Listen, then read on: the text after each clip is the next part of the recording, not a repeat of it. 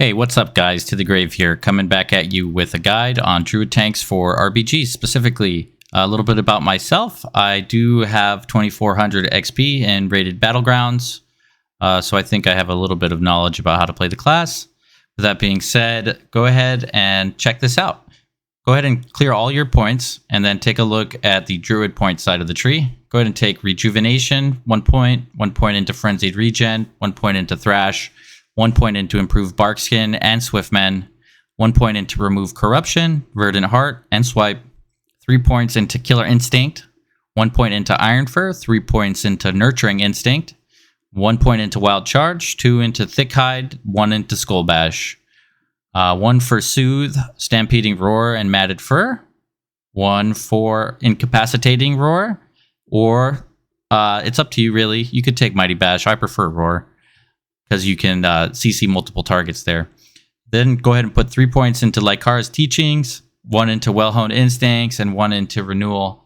It's up to you if you want to take 2 into Well-Honed Instincts. I personally prefer having Renewal as an oh shit button, but you can make that choice on your own. Now go ahead and look over at the Guardian point side of the tree. I would put 1 point into Maul, 1 into Survival Instincts and Gore, 1 into Brambles, so that when you're actually spinning the flag, you can activate Brambles on, say, a cap map, and your Barkskin will spin the flag for you while you're in a CC.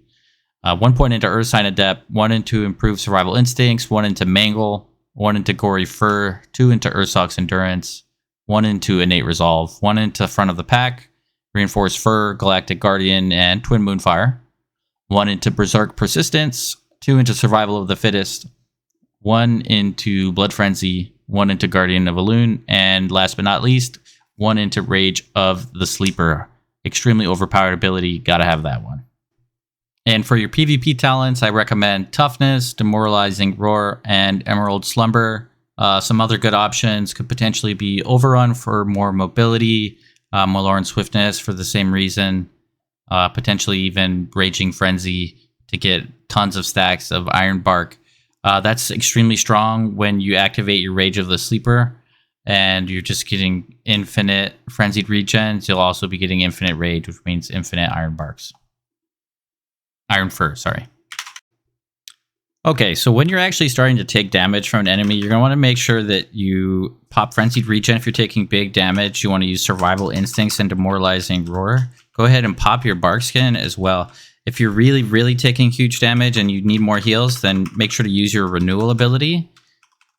Biggest cooldowns you have are going to be Sleeper and Berserk. You pop those. Essentially, you spam Frenzied Regen and Iron Fur, and it's pretty hard to fucking die. Once you do that, you're pretty much good to go. Hit Mangles to get increased healing on your Frenzied Regens.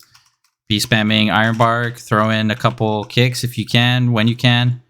And try to use your Survival Instincts sparingly, because they have such a long time to actually come back, but reduce all damage by 50%. You really only want to use that during a giant burst window.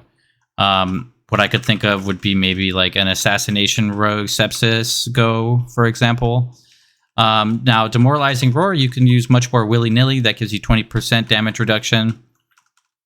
And that's basically how you do the tanking itself.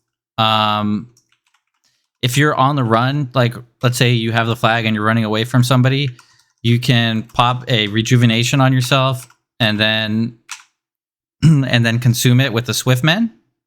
But what happens with that most of the time is if you pop out of your tank, you end up dying, as you can see there.